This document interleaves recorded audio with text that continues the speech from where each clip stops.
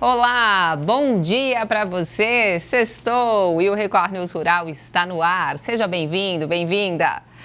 Produzir alimentos sem agrotóxico e com a ajuda da irrigação. É dessa forma que os agricultores familiares de um assentamento no Piauí conseguem colher o ano inteiro, com qualidade e sustentabilidade. Cerca de 40 famílias moram no assentamento Casulo, na zona sul de Teresina. O local fica na região do Parque Sul. Por aqui, pelo menos 10 famílias tiram o sustento da agricultura familiar, plantando em uma área de 20 hectares dentro do assentamento. O seu Domingos é um dos moradores que tira da terra grande parte do sustento da família.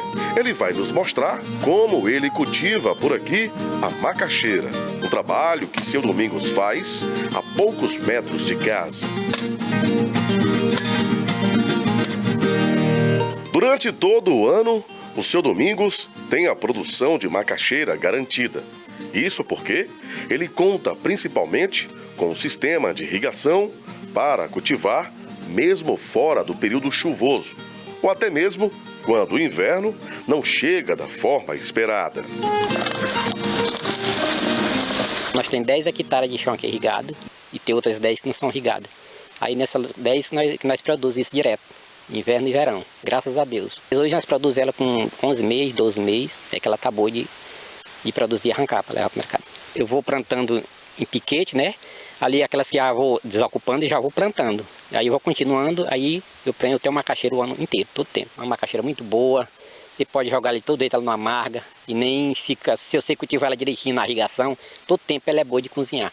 O seu Domingos nos explica um pouco mais sobre o manejo na produção. É preciso manter o local da plantação sempre limpo, principalmente em volta dos pés de macaxeira, para que a vegetação não venha sugar o desenvolvimento natural da plantação cultivada.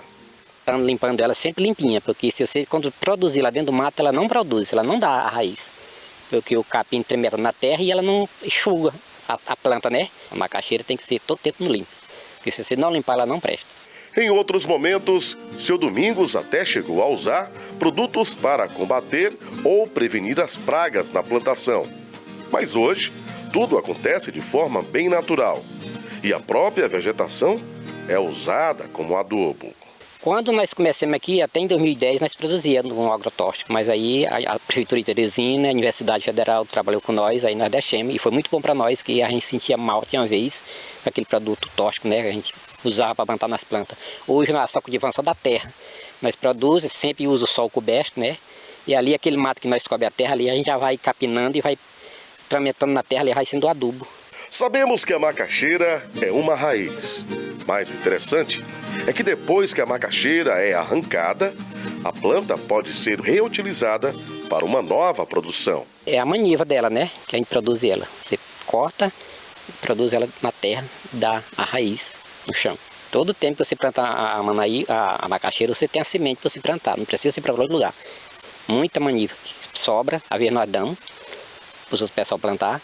A gente não precisa estar procurando fora. Todo tempo nós temos a semente da macaxeira aqui. Dos 20 hectares disponíveis aqui no projeto Casulo, as famílias que participam do projeto Agricultura Familiar podem aproveitar este local para plantar de tudo, como batata doce, banana, cana-de-açúcar, feijão, milho, abacaxi e muitas outras culturas da agricultura. O seu Domingos, ele planta de tudo um pouco, mas na verdade ele prefere focar na plantação de macaxeira, chegando a produzir cerca de 5 mil quilos de macaxeira por ano. Aqui tem vezes que eu faço despachar os fregueses, não tenho não. Somente essa macaxeira nossa aqui, que todo mundo já conhece ela, todo mundo gosta da macaxeira.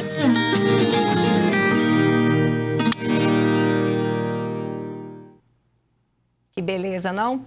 E o Brasil registrou recorde na importação de fertilizantes em 2025. O boletim logístico da Conab apontou ainda aumento nas exportações agrícolas, além da perspectiva positiva para o mercado de fretes. As importações brasileiras de fertilizantes alcançaram 45 milhões e meio de toneladas no ano passado, 2,68% a mais que o volume registrado em 2024, estabelecendo um novo recorde da série histórica. Esse bom desempenho reforça um cenário positivo para a agricultura nacional. Mato Grosso, Paraná e São Paulo lideram o consumo de fertilizantes no país, confirmando o protagonismo desses estados na produção agrícola brasileira. As exportações de milho, soja e farelo de soja em 2025 totalizaram 172 milhões de toneladas, um acréscimo de 6,21% em relação a 2024. Já o mercado de fretes rodoviários apresentou em dezembro comportamento diferente entre as regiões, mas manteve a estabilidade dos preços com ajustes pontuais. Na Bahia e no Maranhão, os fretes mantiveram-se estáveis. Em Goiás e Mato Grosso do Sul, ocorreu uma leve valorização. Em Mato Grosso, os fretes seguiram em patamar elevado na comparação anual, sustentados por estoques altos, safra recorde e expectativa de intensificação da colheita da soja. No Paraná e em São Paulo, as variações foram discretas. No Piauí, ocorreu forte retração na demanda, com queda média nos preços superior a 9%. Para o início de 2026, a expectativa é de alta nos valores a partir de fevereiro. O mercado pecuário encerra o mês de janeiro com negócios firmes. A avaliação é do Centro de Estudos Avançados em Economia Aplicada, o CPEA, da Exalc-USP. Em algumas regiões acompanhadas pelo Centro de Pesquisas, a oferta restrita de animais tem impulsionado reajustes nas cotações. Para completar as escalas, compradores pagam os valores pedidos pelos vendedores. No estado de São Paulo, levantamentos do CPEA mostram que a maioria dos negócios ocorre entre R$ 325 e R$ 330. Já no atacado da Grande São Paulo, os preços da carne com osso perderam força. Segundo o Centro de Pesquisas, os cortes que vinham em alta apresentaram um enfraquecimento. O movimento reflete o menor poder de compra dos consumidores, típico do período de pagamento de tributos e do fim do mês. Já no mercado de suínos, a tendência de queda nos preços já persiste há 3 semanas. De acordo com o CPEA, as quedas chegam a 20% no mercado spot em janeiro. Pesquisadores explicam que muitos produtores têm negociado o suíno vivo por valores próximos ou até abaixo dos praticados na produção integrada. Historicamente, as cotações do animal no mercado independente operam acima das da produção integrada. De acordo com pesquisadores, isso acontece em função dos maiores custos de produção. Dados da UN Contrade da ONU, analisados pelo CPEA, mostram que a carne suína brasileira foi a mais competitiva no mercado internacional em 2025. Atualmente, o Brasil é o terceiro maior exportador mundial. O país registrou o valor médio de $2,57 por quilo vendido ao exterior. Já os principais exportadores globais, Estados Unidos e União Europeia, tiveram média de $3,18 por quilo. E o agronegócio mineiro bateu recorde em 2025. Café, soja e milho sustentaram o crescimento. Dados do Ministério da Agricultura e Pecuária mostram que o valor bruto da produção agropecuária de Minas Gerais atingiu recorde em 2025. O VBP chegou a 167 bilhões e 800 milhões de reais, alta de 13,5% em relação ao ano anterior. O resultado foi impulsionado principalmente pelas lavouras, com faturamento de 112 bilhões e 700 milhões de reais e participação de 67% no total do agro mineiro. O café foi o destaque, com renda de 58 bilhões e 700 milhões de reais, crescimento de 47%. Na pecuária, o VBP somou 55 bilhões e 100 milhões de reais, alta de 8%. A carne bovina e o leite lideraram o faturamento, com 18 bilhões e 100 milhões de reais cada. Todos os segmentos registraram desempenho positivo. O Brasil exportou menos café solúvel em 2025. A queda, em comparação ao ano anterior, passou dos 10%. O país exportou o equivalente a 3,7 milhões de sacas de 60 quilos no ano passado, 10,6% a menos que em 2024. Os embarques para os Estados Unidos, principal comprador, recuaram 28% em 2025. No período de agosto a dezembro, quando vigorou o tarifaço, a queda chegou a 40%. Por outro lado, a receita gerada pelos embarques atingiu 1,1 bilhão de dólares, um crescimento de 14,4%. O consumo interno também cresceu e bateu recorde, chegando a 1,2 milhão de sacas, o que representa alta de 9,5% em comparação a 2024. Moradores da cidade de Timon, no Maranhão, aproveitam a safra de pequi para reforçar a renda familiar. Eles vendem o fruto na beira da rodovia que passa perto da comunidade. No povoado Lagoa da Chapada, zona rural de Timon, no Maranhão, o pequi é a principal fonte de subsistência para parte dos moradores, que preservam os piquizeiros há gerações. São cerca de 60 famílias que vivem na comunidade. Nem todos trabalham diretamente com o pequi. Para alguns moradores, a venda do fruto garante a renda principal e para outros é um complemento importante no orçamento familiar. Quando a gente chega todo ano, no mês de janeiro, dezembro, a gente já começa a vender. Aí quando a gente chega aqui já tem vários clientes já que compram muito, aí é bom para nós, que vende aqui na BR. Os piquizeiros são nativos da região. Quando adquiriram terreno, os moradores decidiram manter as árvores em pé para respeitar o ciclo natural da planta. Aqueles frutos que não são consumidos pela própria família são levados à beira da rodovia e colocados à venda. Aí já vende, já pega mais e já traz e vendendo mais. O trabalho exige atenção. O piqui só está próprio para o consumo quando cai do pé. Depois da queda, o fruto precisa descansar por pelo menos um dia para que a polpa se solte da casca. Eu estou debaixo de um piquizeiro e olha como ele está cheio. Essa árvore é muito comum no cerrado maranhense e tem um fruto cheio de nutrientes. E é nessa comunidade aqui, com a ajuda de pesquisadores da Embrapa, que o piqui tem ajudado a fortalecer a renda de muitos moradores. Um piqui na sua área de ocorrência é uma espécie que tem uma importância econômica e social muito grande, né? São muitas famílias que dependem, coletam, vendem, né? E nós temos aí uma cadeia produtiva ao redor desse produto, né? Tanto ele in natura como processado, né? Nós temos aí mini fábricas que trabalham com conserva, né? E outros produtos do piqui também. A Embrapa Meio Norte acompanha o desenvolvimento dos piquizeiros da comunidade há pelo menos 2 anos, orientando com práticas sustentáveis para fortalecer a produção e a proteger o cerrado. Infelizmente, ao longo do tempo, né, os piquizeiros têm sido diminuídos, né? A população de plantas, principalmente no cerrado, tem sido muito diminuído em função do nosso sistema convencional de produção, principalmente de grão e de pastagem, né? Que vem com um sistema de desmatamento integral, né? No entanto, a Embrapa já criou uma metodologia, uma tecnologia, né, que reduz, né, que é a tecnologia da integração lavoura, pecuária, floresta, né? Ou seja, na mesma área, não precisa você desmatar essas espécies para você ter uma integração com outras atividades, né? A Embrapa tem desenvolvido um trabalho onde você conjuga, né, a preservação de piquizeiros, bacurizeiros e outras espécies úteis, né, com atividade agrícola e atividade de produção animal também.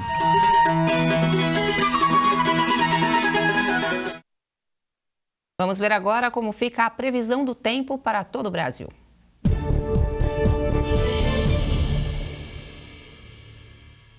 Nesta sexta, tempo instável em grande parte do país, com destaque para a formação de um ciclone extratropical próximo à costa de São Paulo. Além da atuação de um cavado em níveis médios da atmosfera, calor, umidade e a atuação da zona de convergência intertropical, favorecendo pancadas de chuva, temporais e volumes elevados em algumas áreas. Nuvens mais carregadas e tempo fechado em grande parte do país nesta sexta. Na região sudeste, centro-oeste, norte e nordeste. No sul, a nebulosidade também aumenta na metade leste da região, além do norte do Paraná. Já em áreas mais a oeste da região sul, interior do Nordeste e em alguns pontos do noroeste do Pará, o dia deve seguir com tempo mais firme. Nesta sexta, dia 30 de janeiro, um sistema de baixa pressão entre a costa de São Paulo e do Paraná dará origem a um ciclone extratropical próximo à costa paulista, contribuindo para a manutenção de instabilidades em áreas do litoral e leste de Santa Catarina e do Paraná, além de São Paulo, Rio de Janeiro e Espírito Santo. A presença do ciclone em alto mar, além de calor, umidade e a atuação de um cavado em níveis médios da atmosfera favorecem a ocorrência de pancadas de chuva e temporais, principalmente a partir da tarde, com risco de chuva forte, raios e volumes elevados em alguns pontos. Em relação aos ventos, não há expectativa de ventos fortes fora dos intervalos de chuva, apenas em alguns pontos próximos à costa do Espírito Santo e norte fluminense. Mas durante as pancadas e os temporais, há chance de rajadas mais fortes, associadas às instabilidades. E a partir do sábado, dia 31, o ciclone deve se deslocar mais em direção ao oceano. Entre a faixa litorânea do Paraná e de Santa Catarina, as pancadas de chuva ocorrem de maneira moderada a forte intensidade, e há risco de temporais no litoral paranaense. Ao longo da tarde, as chuvas também aumentam no norte, nordeste e interior do Paraná, além do leste catarinense e gaúcho.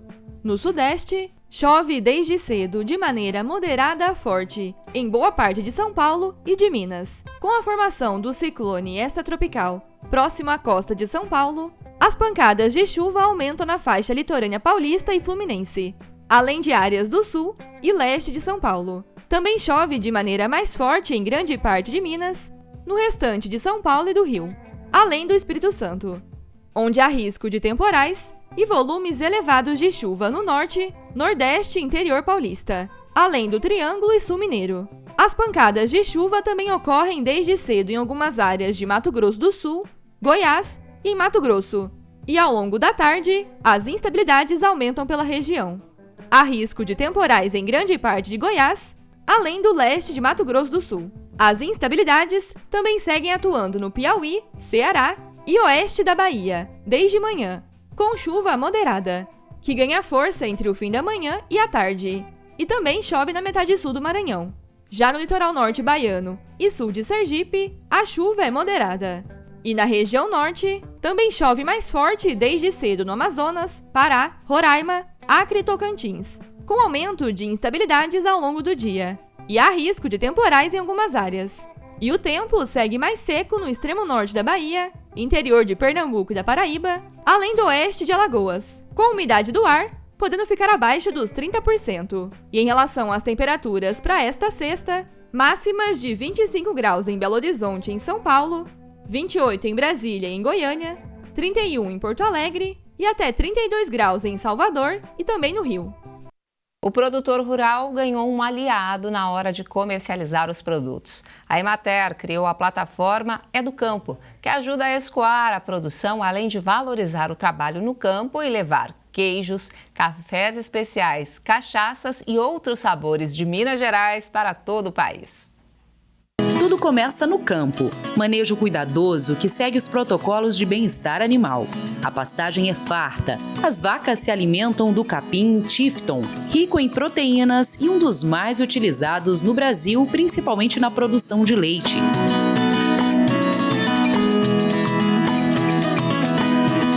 São 44 vacas da raça Jersey, com uma produção de 500 litros de leite por dia.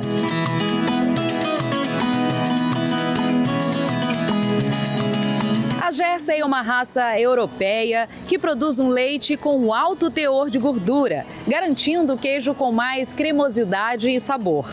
Outra particularidade aqui desta queijaria é que a maior parte da alimentação dos animais é a pasto. Do pasto para a ordenha e depois para a queijaria. Após todo o processo de produção, o queijo descansa nas prateleiras de madeira, onde passam pela maturação, processo que dá sabor, textura e aroma, podendo variar de 10 a 100 dias. A gente tem muito estudo, claro, né, porque isso envolve também dentro do queijo, e um cuidado, né, um cuidado intenso todos os dias, olhando aquele queijo, né, porque a gente depende muito do tempo para ter a maturação do queijo, mas também de um cuidado, de um olhar profissional ali, para não se perder, né, na característica, no sabor, no aspecto. Tudo é inspecionado pelo IMA e segue todos os padrões estabelecidos pelo Ministério da Agricultura.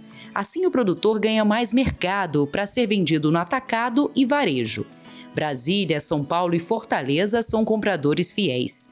E justamente para ajudar os produtores mineiros a escoarem os produtos, que a Emater criou a plataforma É do Campo, onde são comercializados queijos, cafés especiais, cachaça, artesanato, entre outros produtos típicos de Minas Gerais. E esse mercado digital chegou com força, né? Então essa é a primeira plataforma e-commerce pública do país que viabiliza a comercialização dos produtos da agricultura familiar. Realmente é muito bom pelo fato de vender por um preço justo, o fato de tirar a figura também do atravessador, né? E do produtor conseguir, o produtor que está dentro da plataforma Educampo, ele conseguir programar assim, eu vou fazer a entrega na quarta-feira, na sexta-feira eu coloco no correio, então ele junta um tanto de pedidos e manda em dias específicos da semana, isso avisado para o cliente comprador, para o consumidor final. Então ajuda na logística, realmente ajuda muito. Isso facilitou muito para a gente tem muitos pedidos. No início, quando divulgou a plataforma Educampo, a gente tinha 20 pedidos por dia, né? E a gente continua tendo pedidos, essa semana eu arrumei alguns, enviei para vários lugares do país, né? Hoje, por exemplo, a gente tem uma venda tanto em atacado quanto varejo. Varejo, 100% da nossa venda é online. E a gente tem venda de atacado tanto para São Paulo, Brasília, né, para o Nordeste também, Fortaleza, Salvador, então a gente envia bastante. Atualmente, a plataforma reúne mais de 120 produtores rurais e estabelecimentos credenciados, oferecendo aproximadamente 1.000 itens diferentes. Além do apoio comercial, a Emater também oferece assistência técnica e extensão rural aos produtores participantes. Uma parceria de sucesso que ajuda a levar os produtos de Minas para todo o país. E são produtos de extrema qualidade, todos são assistidos pela Emater MG, todos são agroindústrias legalizadas, então são alimentos legalizados, né? Os roteiros turísticos são roteiros turísticos supervisionados, né? Tem todo nosso controle, o controle de qualidade da Emater MG. Não é porque a gente está aqui numa fazenda que a gente está isolado, pelo contrário, a gente quer trazer essa comunicação para quem está longe da gente, né? De que, olha, você pode sim consumir um queijo de tal lugar, né? E ter essa facilidade de receber, né? A ciência ajuda a melhorar a qualidade e o manejo da jabuticaba. Goiás é o principal produtor do país e pesquisadores da Universidade Estadual se dedicam a incrementar a cultura da fruta. Em todo o Brasil foram catalogadas mais de 100 variedades. O São Paulo é o maior produtor de jabuticabas de Hidrolândia, município que fica na região metropolitana de Goiânia. Isso começou em 47, né? Após a Segunda Guerra, meu pai, né? Ele era pedreiro, né? Mas aí as coisas estavam meio difíceis na época, ele resolveu, comprou 8 caixas de jabuticaba do meu bisavô e levou de carro de boi para vender em Goiânia. Goiânia estava surgindo ali, começando a construir Goiânia. E os trabalhadores que estavam ali construindo ali, ele levou e foi vender e ganhou dinheiro que deu para comprar uma vaca na época. Aí ele ficou muito entusiasmado, nossa, esse trem é bom, né? Mas era uma fruta que não tinha valor. Ele chegou e voltou e falou pro meu avô, pai, ó, vou plantar jabuticaba lá em Goiânia, disse que é uma tal de capital lá e vai vir muita gente morar nela. Quando esse povo chegar eu vou ganhar dinheiro. De lá para cá, os pés de jabuticaba foram multiplicando e a família percebeu que não era loucura nenhuma do pai do seu Paulo. Mas com o passar do tempo vieram alguns questionamentos sobre estudos, pesquisas e resultados. Foi aí que por volta de 2020, 2021, é que uma equipe da Universidade Estadual de Goiás se interessou pelo assunto. O Plauto é formado em biologia, também é professor e pesquisador da UEG. Ele que está conduzindo esse estudo com as jabuticabeiras. Nós iniciamos as pesquisas inicialmente estudando a anatomia foliar, né, das jabuticabas, e aos poucos a pesquisa foi evoluindo. Desde 2021 nós já conseguimos avançar na descrição morfológica de características reprodutivas, né? Então hoje nós temos alguns dados interessantes da morfologia do botão, da flor, inclusive do fruto. A A jabuticabeira é uma árvore frutífera que é encontrada em grande parte do Brasil. E Goiás se destaca como o maior produtor nacional de jabuticabas, tendo o município de Hidrolândia como responsável por 98,5% da produção do estado. Isso é o que mostra o Boletim Agro em Dados da Secretaria de Agricultura. Baseado em dados é que os pesquisadores entraram em campo para conhecer as peculiaridades e características das plantas da região. Não estamos na época dessa fruta, mas é justamente agora que a pesquisa é feita.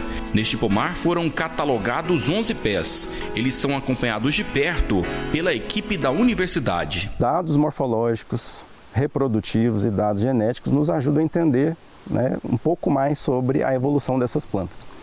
Que espécie que é, que variedade que é, isso, né, é importante, a gente entende que isso é importante para o produtor. Descobrir novas espécies é fundamental para a compreensão da biodiversidade e, consequentemente, promover a conservação da natureza. De acordo com um pesquisador da UEG, atualmente já foram catalogadas mais de 100 variedades dessa fruta em todo o Brasil. Em Hidrolândia, predomina a variedade pingo de mel. Existe ainda muita confusão em relação às variedades, nomes comuns, né? Então, a depender da região, o nome comum pode variar. E várias espécies. Hidrolândia tem mais de 120 propriedades que produzem jabuticaba. Para se ter uma noção, só nesta fazenda aqui são mais de 42 mil pés da fruta. Essa fazenda é considerada o maior pomar de jabuticaba do mundo. Hidrolândia tem até uma associação de produtores da fruta. De acordo com o presidente da instituição, o resultado do estudo poderá fortalecer a cadeia produtiva de todos os associados. Vem a somar com a gente, com os produtores, devido doenças, né, os manejos, é muito importante para nós, porque até hoje tem umas doenças dando os pomares, né, e matando muitas árvores, né, muitas jabuticabeiras sendo mortas. E a gente, com essa pesquisa aí, vai fortalecer ainda mais a associação, né? O seu Paulo está empolgado em colaborar com o estudo, já que a pesquisa une o conhecimento no campo com o conhecimento científico. Esse mapeamento contribui diretamente para as práticas agrícolas mais sustentáveis, certificação da produção local e fortalecimento da cadeia produtiva da jabuticaba, com impactos positivos para a economia rural e biodiversidade goiana. Ainda vai demorar a época da jabuticaba, mas o trabalho aqui não para. Tudo para garantir uma boa safra dessa fruta tão apreciada por muita gente. A gente vai controlar por irrigação. Então você vai escalonar o pomar, você vai dividir em setores. Aqui é setor A, B, C, D, os turistas já sabem essa jogada. Então a gente faz essa jogada a cada 7 dias, por isso que todas as vezes que o turista chega ou você vai colher, a jabuticaba está em um setor diferente. E olha, eles são aliados importantes na lida com o rebanho. Com a inteligência aguçada e precisão nos movimentos, eles garantem mais eficiência no trabalho do produtor rural. Você vai ver como os cães da raça Border Collie são preparados para atuar no pastoreio. O melhor amigo do homem é também um grande parceiro do produtor rural. Não é difícil ver nas fazendas Brasil afora cães que auxiliam no pastoreio, como o Border Collie, considerado uma das raças mais inteligentes do mundo. Com grande capacidade de concentração, obediência e forte instinto de conduzir os animais, eles fazem parte da rotina do campo e fazem um trabalho de excelência. Vejam só como eles obedecem aos comandos.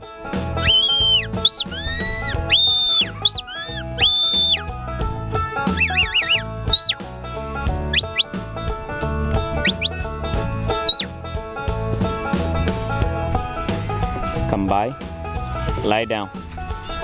Away, lie down. Os comandos em inglês são para padronizar o adestramento dos cães, que são vendidos para outros países. O apito também é utilizado.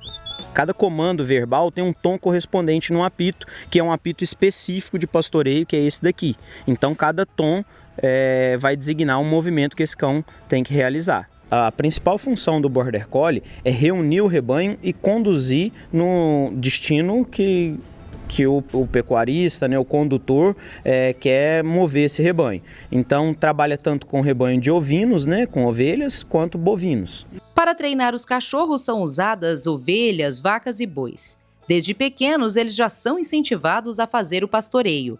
Olha só este filhote, com apenas 2 meses, já sabe bem o que tem que fazer.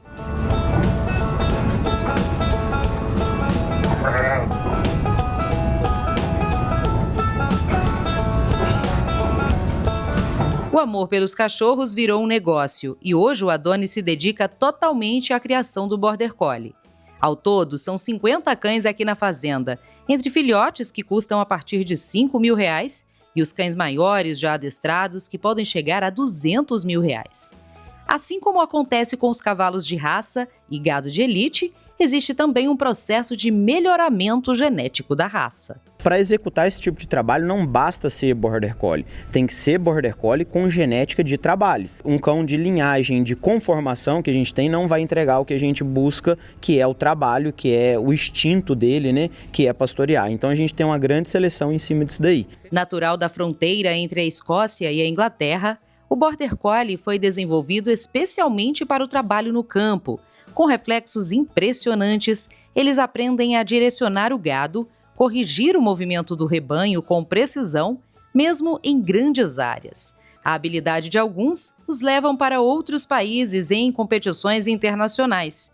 O Ralph é um deles. Esse foi um evento que aconteceu no Chile, foi convidado 5 países, né? 5 cães e competidores de 5 países diferentes, e a gente teve a felicidade de ir lá com o Ralph, representar o Brasil e sair campeão.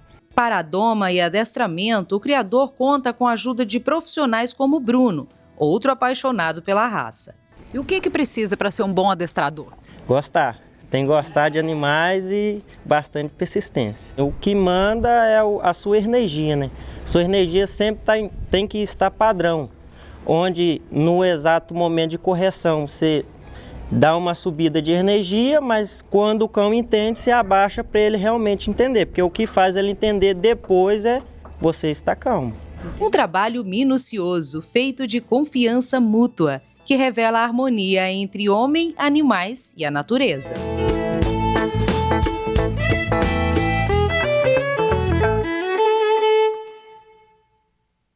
Fofura, né? E assim a gente fecha esta edição do Record News Rural. Muito obrigada por tua companhia e audiência. Eu te espero novamente na segunda-feira. Até lá!